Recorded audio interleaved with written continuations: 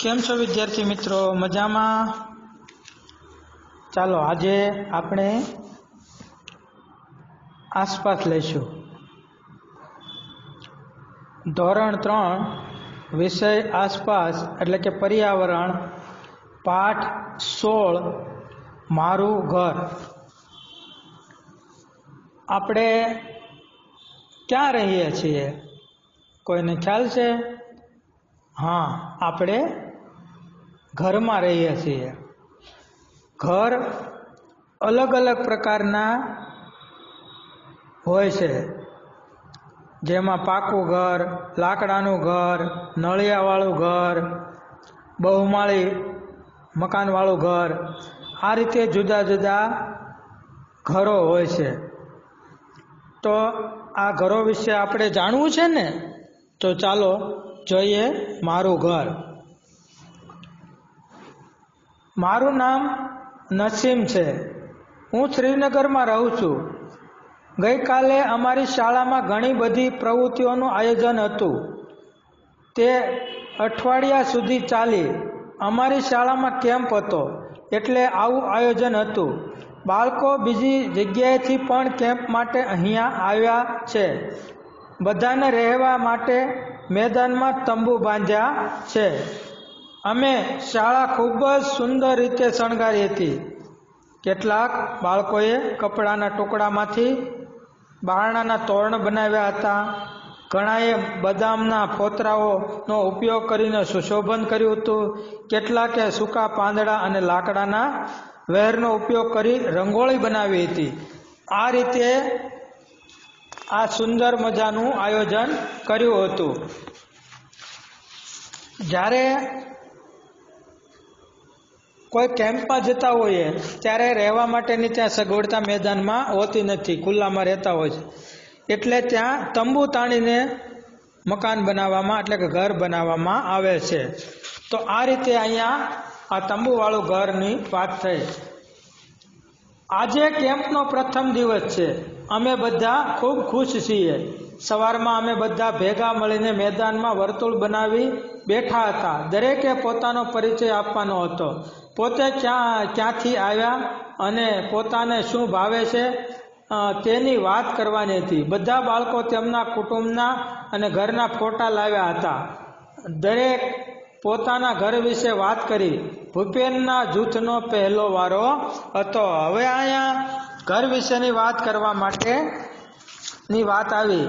બધા બાળકો વર્તુળમાં ગોઠવાઈ ગયા હતા, ગોળ વર્તુળમાં, અને એક પછી એક બધા પોતાનો પરિચય આપવાનો હતો. એ રીતે પેલા જૂથનો એટલે ભૂપેનના જૂથનો વારો આવ્યો. ભૂપેને પોતાનો પરિચય આપ્યો અને કહ્યું કે વાંસ કે લાકડાના ઘરમાં રહેનારને શું ધ્યાન રાખવું પડે? વાંસ અને લાકડાના ઘરમાં રહેનારને શું ધ્યાન રાખવું પડે? એવો પ્રશ્ન ભૂપેને કર્યો. પછી એનો જવાબ આપતા કહ્યું કે હું આસામમાં મોલન ગામથી આવ્યો છું. અમારે ત્યાં ખૂબ જ વરસાદ હોય છે. તેથી અમારા ઘર મેદાનમાં 10 થી 12 ફૂટ ઊંચા બાંધવામાં આવે છે. તે મજબૂત વાંસના થાંભલા પર બનાવવામાં આવે છે. અમારા ઘરના અંદરના ભાગ પણ લાકડાના બનેલા હોય છે. ઘરમાં આવવા માટે લાકડાના દાદર બનાવેલા હોય છે. રાત્રે દાદર લઈ લેવામાં આવે છે. આ રીતે આ એક વિદ્યાર્થી છે જે ભૂપેન, એ આસામ રાજ્યમાંથી આવે છે. એનું ગામનું નામ છે મોલન. આ ગામમાંથી આ ભૂપેન આવે છે. હવે આસામમાં વરસાદ ખૂબ જ પડે એટલે પાકા મકાનો ત્યાં બહુ ઓછા ચાલતા હોય છે. ત્યાં વાંસના મકાનો ખૂબ હોય છે. વાંસના બનાવેલા અને ઊંચા ખૂબ હોય છે. 10-15 ફૂટ ઊંચા વાંસના બનાવેલા મકાનો હોય છે. અને મજબૂત રીતે લાકડામાંથી બનાવેલી દિવાલો, આ રીતે એ લોકો રહેતા હોય છે. હવે એમાંથી પ્રશ્ન કર્યો કે ભૂપેન જ્યાં રહે છે ત્યાં ઘર વાંસના થાંભલા પર બનાવાય છે? ભૂપેન, પ્રશ્ન પહેલો, ભૂપેન જ્યાં રહે છે ત્યાં ઘર કેમ વાંસના થાંભલા પર બનાવાય છે? પ્રશ્ન કર્યો કે ભૂપેન જ્યાં રહે છે ત્યાં ઘર કેમ વાંસના થાંભલા પર બનાવવામાં આવે છે? તો એના જવાબમાં આપણે જોઈએ કે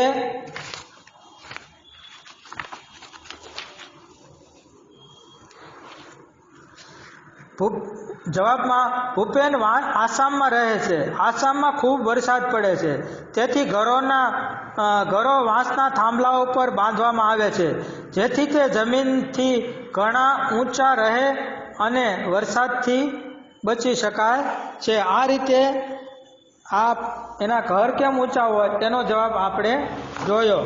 હવે પ્રશ્ન બીજો, ભૂપેનના ગામના છાપરા કેવા હોય છે? તે કેમ આવા બનાવવામાં આવે છે?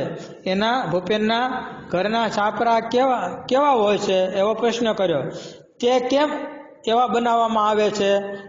એમાં બીજો પ્રશ્ન. એટલે આનો જવાબ આપણે જોઈએ કે ભૂપેન આસામમાં રહે છે, અહીં ખૂબ જ વરસાદ પડે છે, જેથી અહીંના ઘરોના છાપરા ઢાળવાળા રાખવામાં આવે છે, જેથી ઘર ઉપર વરસાદનું પાણી ભેગું ન થાય અને પાણી વહી જાય. કારણ કે ત્યાં આસામમાં ખૂબ વરસાદ પડતો હોવાથી ખૂબ ઢાળવાળા છાપરા હોય છે, જેથી કરીને વરસાદનું પાણી સરળતાથી નીચે વહ્યું આવે અને પાણી ભરાવાનો ભય ન રહે. હવે પ્રશ્ન ત્રીજો, ઘરમાં પ્રવેશ કરવા શું કરવું પડે? ખૂબ ઊંચા મકાન હોય તો ઘરમાં પ્રવેશ કરવા શું કરવું પડે? તાકે એના જવાબમાં ઘરમાં પ્રવેશ કરવા માટે લાકડાનો દાદર બનાવીને ઘરમાં ચડવા માટે ઉપયોગ કરવો પડે. કારણ કે ઊંચા છાપરા હોય, 10-15 ફૂટ ઊંચા હોય, એટલે ચડવા માટે થઈને લાકડાનો દાદર બનાવેલો હોય છે. હવે આ રીતે આ પાઠ આગળ ચાલે છે. હવે બીજો વાર આવ્યો છે ચમેલીનો. તેણીએ કહ્યું કે હું મનાલીથી આવું છું. આ પર્વતીય પ્રદેશ છે. અમારે ત્યાં ખૂબ જ વરસાદ પડે છે અને બરફ પણ પડે છે. જ્યારે ખૂબ જ ઠંડી હોય ત્યારે અમને સૂર્યના તડકામાં બેસવું ખૂબ ગમે છે. અમારા ઘર પથ્થરો અથવા લાકડાના બનેલા હોય છે. હવે અહીં મનાલીનો જ્યારે પ્રશ્ન વારો આવ્યો ત્યારે એણે કીધું કે હું મનાલી એટલે કે હિમાચલ પ્રદેશ રાજ્યમાં રહું છું અને અમારે પર્વતીય વિસ્તાર છે, એટલે ડુંગરોવાળો વિસ્તાર છે. અહીંયા ખૂબ વરસાદ પડે છે અને હિમવર્ષા પણ ખૂબ થાય છે. એટલે અમારા ઘરો પાકા પથ્થરોમાંથી બનાવેલા અને લાકડાના પણ હોય છે. હવે અહીંયા ચમેલી માટે પ્રશ્ન કરવામાં આવ્યો કે પ્રશ્ન પહેલો, ચમેલીનું ઘર કયા વિસ્તારમાં છે? તો ચમેલીનું ઘર મનાલીમાં છે, જે પર્વતીય વિસ્તાર છે, જે હિમાચલ રાજ્યમાં આવેલું છે. ચમેલીનું ઘર મનાલીમાં છે, જે પર્વતીય વિસ્તાર છે, એટલે પ્રદેશ છે, જે હિમાચલ પ્રદેશમાં આવેલું છે. હવે પ્રશ્ન બીજો, ચમેલી અને ભૂપેનના ઘરના છાપરામાં શું સમાનતા છે? ચમેલી અને ભૂપેન, આગળ જે પ્રશ્નો આપણે જોયા એમાં ભૂપેનનું નામ આવ્યું હતું. તો આમાં ભૂપેન અને ચમેલીના બંનેના મકાનોમાં શું સમાનતા છે? તો બંને એક આસામમાં રહે છે, ત્યાં પણ ખૂબ વરસાદ પડે છે, અને બીજું હિમાચલ પ્રદેશ એટલે મનાલીમાં રહે છે, ત્યાં પણ ઘણો વરસાદ પડે છે. એટલે બંનેના છાપરાઓ ખૂબ ઢાળવાળા હોય છે, જેથી બરફ પડે તો પણ ન રોકાય અને વરસાદ પડે તો પણ ન રોકાય. આ રીતે બંનેનો સમાનતા છે. બંનેના છાપરા ઢાળવાળા હોય છે. આ રીતે પ્રશ્ન ત્રીજો, આ વિસ્તારના છાપરા કેવી રીતે ઉપયોગી છે? હવે આ વિસ્તારના છાપરા કઈ રીતે ઉપયોગી છે એના વિશે આપણે જોઈએ કે ઉત્તર, મનાલી વિસ્તારમાં મનાલી વિસ્તારમાં વરસાદ ખૂબ જ પડે છે તથા બરફ પણ પડે છે. અહીંયા ઢાળવાળા છાપરા હોવાથી વરસાદનું પાણી કે બરફ છાપરા પર જમા થવાને બદલે ઝડપથી નીચે વહી જાય છે. આ રીતે અહીંયા આ પ્રશ્ન આવ્યો. હવે આગળ જોઈએ કે હવે મિતાલી અને અનુજનો વારો આવ્યો. એ ક્યાં રહે છે જોઈએ. મિતાલી અને અનુજ રાજકોટથી આવ્યા છે. તેઓએ દરેકને રાજકોટના ચિત્રો બતાવ્યા. એક ચિત્રમાં ઊંચી બિલ્ડિંગો જોઈ ભૂપેને કહ્યું, ઓ કેટલા ઊંચા મકાન, તમે લોકો કેવી રીતે ચડો છો? હવે અહીંયા આ મિતાલી અને અનુજ બંને ક્યાંથી આવ્યા? રાજકોટથી, આપણે ગુજરાતમાંથી રાજકોટથી આવ્યા. એટલે એણે આપણા વિસ્તારના ચિત્રો બતાવ્યા, કેવા ઘર હોય છે ગુજરાતમાં એના વિશેના. તો એમણે જોયું તો કેટલાક મકાનો સિંગલ હતા અને કેટલાક બહુમાળી મકાનો હતા, એટલે કે બિલ્ડિંગો વાળા હતા. તો બીજા લોકો જોઈને ચકિત થઈ ગયા કે આવા મોટા મકાનોમાં તમે કેવી રીતે ચડો? તો અહીં ચડવા માટે લિફ્ટની સગવડતા હોય છે. દરેક બહુમાળી મકાનમાં, દરેક ફ્લેટ ઉપર, દરેક માળ ઉપર ચડવા માટે લિફ્ટની વ્યવસ્થા હોય છે. તો એ અમને સમજાયું. હવે કાશીરામનો વારો આવ્યો. કાશીરામે બધાને કહ્યું કે હું રાજસ્થાનથી આવું છું. અમારા વિસ્તારમાં ખૂબ જ ઓછો વરસાદ પડે છે. અહીં ખૂબ જ ગરમી હોય છે. અમે માટીના મકાનમાં રહીએ છીએ. ઘરની દિવાલો ઉપર ખૂબ જ જાડી હોય છે. આ દિવાલો માટીની લીપણ કરેલી હોય છે. છાપરા કાંટાવાળા ઘાસના બનાવેલા હોય છે. આ રીતે કાશીરામે રાજસ્થાનથી આવી અને એના ઘર વિશેની વાત કરી. તેવી જ રીતે બધા જૂથોએ પોતપોતાના ઘર મકાનો વિશે કહ્યું. પરિચય પછી સાંસ્કૃતિક કાર્યક્રમ ચાલુ થયો. બાળકોએ જુદા જુદા નૃત્યો રજૂ કર્યા. તેઓએ પોતાની ભાષામાં લોકગીતો રજૂ કર્યા. દરેકને બદામ અને ઇલાયચી સાથે કાશ્મીરનું પીણું કાહવા અપાયો. અમે ખૂબ જ મજા માણી. સાંજે અમે દાલ સરોવર ગયા. અમે નાવડીમાં બનેલું ઘર જોયું. અમે શિકારામાં બેઠા અને તેને પાણીમાં ચલાવવા કેટલાક બાળકોને હલેસા માર્યા. આ રીતે આ આપણું ઘર, એના વિશે આપણે જોયું. હવે ઘરો કયા કયા પ્રકારના હોય છે એના વિશે થોડીક આપણે માહિતી જોઈ લઈએ. પહેલાં તો ઝૂંપડી. સામાન્ય ગરીબ લોકો છે એ કેમાં રહેતા હોય છે? ઝૂંપડીમાં. એટલે ઝૂંપડી છે એ વાંસમાંથી કે પ્લાસ્ટિકમાંથી કોઈ પણ રીતે બનાવેલી હોય છે. પછી બરફનું ઘર, જેને ઈગુ કહેવામાં આવે છે. આવા ઈગુ રહ્યા એ જ્યાં ખૂબ બરફ પડતો હોય, જેમ કે હિમાચલ પ્રદેશ, જમ્મુ કાશ્મીર, આવા વિસ્તારોમાં આવા ઈગલુ એટલે બરફનું ઘર હોય છે. પછી બહુમાળી મકાનો રહ્યા એ હંમેશા શહેરી વિસ્તારોમાં જોવા મળે છે. જેમ કે ગુજરાત, રાજસ્થાન, મહારાષ્ટ્ર, આવા રાજ્યોમાં બહુમાળી મકાનો જોવા મળે છે. પછી ભૂંગો એટલે કે તંબુ, જે આપણે પર્યટનમાં જઈએ અથવા કોઈ શિબિરમાં જઈએ, જ્યાં મકાનની વ્યવસ્થા ન હોય, રહેવાની વ્યવસ્થા ન હોય, ત્યાં કાપડના તંબુ તાણીને રહેવાનું હોય છે, જેને ભૂંગો કહેવામાં આવે છે.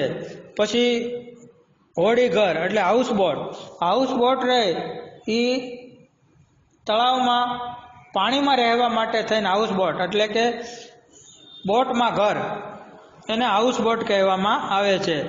આવા જે પાણીમાં રહેતા હોય એ લોકો માટે આ વ્યવસ્થા હોય છે. જેમ કે આપણે શ્રીનગર જઈએ તો ત્યાં દાલ સરોવર છે, તો ત્યાં ઘણી બધી હાઉસબોટો છે. એ રીતે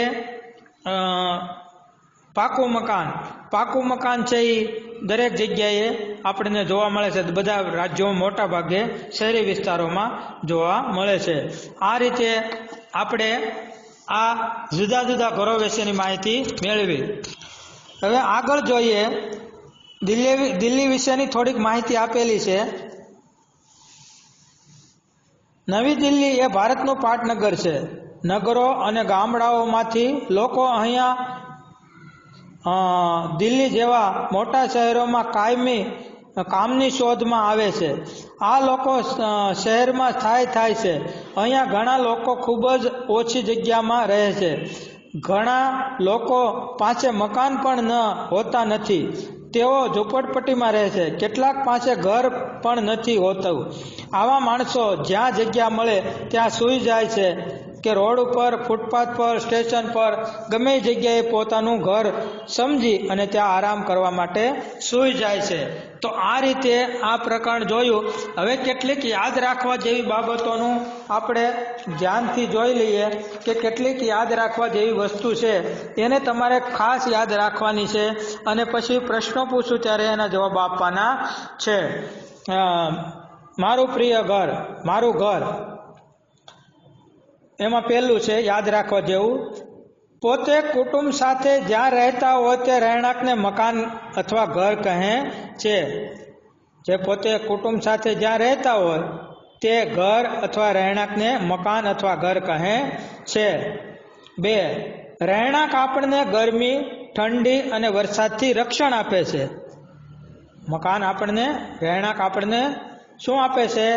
ગરમી, ઠંડી અને વરસાદથી રક્ષણ આપે છે. પ્રશ્ન 2. માનવીનો ઉછેર ઘરમાં થાય છે. ઘરથી ભાઈચારો, પ્રેમ અને સામાજિક જીવનનો પાયો નખાય છે. 4. ઘર લોક જીવનને હર્યું ભર્યું રાખે છે. એટલા માટે તે કહેવાય છે કે ધરતીનો છેડો ઘર. આપણો ધરતીનો છેડો કયું છે કે ઘર. આપણે ગમે ત્યાં ફરી એરીને આવીએ પણ જ્યારે આપણે ઘરે આવીએ ત્યારે હાશકારો થાય, એટલે ધરતીનો છેડો ઘર છે. 5. મકાન વિવિધ પ્રકારના હોય છે. લોકો પોતાની કમાણી પ્રમાણે વિવિધ પ્રકારના મકાનો અથવા ઘર બનાવે છે. આપણે સામાન્ય લોકો હોય તો સામાન્ય, ગરીબ લોકો હોય તો એ ઝૂંપડું એટલે કાચા મકાન, કાચા પથ્થરવાળું કે ઈંટોવાળું બનાવે, કાચી ઈંટોવાળું, કાચી દિવાલોવાળું, નળિયાવાળું એવું ઘર હોય. શ્રીમંતો હોય તો એવી પ્રકારના મોટા ભવ્ય મકાનો હોય. આ રીતે જુદા જુદા પ્રકારના કમાણી પ્રમાણેના ઘરો બનાવે છે. હવે 6. કેટલાક પ્રદેશોમાં ત્યાંના વાતાવરણને અનુલક્ષીને મકાન બનાવવામાં આવે છે જેથી સુખેથી જીવન જીવી શકાય. હવે બધી જગ્યાએ એક સરખા મકાન ન હોય પણ વાતાવરણ અનુસાર, માનો કે આસામમાં છે ખૂબ વરસાદ પડતો હોય તો ત્યાં વાંસનું મકાન જોઈએ. પછી હિમાચલ પ્રદેશમાં ખૂબ વરસાદ, ઠંડી, બરફ, હિમવર્ષા થતી હોય તો ત્યાં પાકા મકાન અથવા લાકડાના મકાન બંને જોઈએ અને ખૂબ ઢાળવાળા છાપરા જોઈએ. આ રીતે વાતાવરણ અનુસાર દરેક જગ્યાએ મકાનની પસંદગી કરવામાં આવે છે જેથી જીવન સુખેથી જીવી શકાય. હવે 7. મકાન વિવિધ પ્રકારના હોય છે જેવા કે ઝૂંપડી, માટીનું ઘર, નળિયાવાળું ઘર, ભૂંગો, પાકું મકાન, 2 માળનું, બહુમાળી મકાન, બંગલો, બરફનું ઘર એટલે ઈગુ વગેરે પ્રકારના ઘરો આપણને જોવા મળે છે. હવે 8. પર્વતીય પ્રદેશોમાં રહેતા લોકો પથ્થરના કે લાકડાના મકાન બનાવે છે. તેમના મકાનોમાં છાપરા ખૂબ જ ઢળતા હોય છે. હવે જે પ્રદેશીય અને એવા વિસ્તારો છે ત્યાં છાપરા ખૂબ ઢળતા હોય છે જેથી વરસાદનું પાણી કે બરફ જામી જાય તો સહેલાથી નીચે પડી જાય. હવે 9. મોટા શહેરોમાં બહુમાળી મકાનો હોય છે. તેમાં લિફ્ટની સગવડતા હોય છે. બહુમાળી મકાન હોય તો 2-3 માળ સુધી તો માણસ એમને ચડી જાય, પણ વધારે પડતા માળ હોય, 5, 10 કે 15 કે 20, 25 માળ હોય તો રોજ ચડવું ઉતરવું ખૂબ અગવડતા પડે. એટલા માટે લિફ્ટની વ્યવસ્થા હોય છે. લિફ્ટમાં બેસી અને જે માળે જવું હોય ત્યાં પહોંચી શકાય છે. આ રીતે આપણે આપણું ઘર વિષય જોયો. હવે એની પ્રશ્નોત્તરી હું પછીથી મૂકીશ તો આ દરેક બાળકોના વિદ્યાર્થી મિત્રોને વિનંતી કે આના જવાબો આપ ચોક્કસથી આપજો. ચાલો આવજો.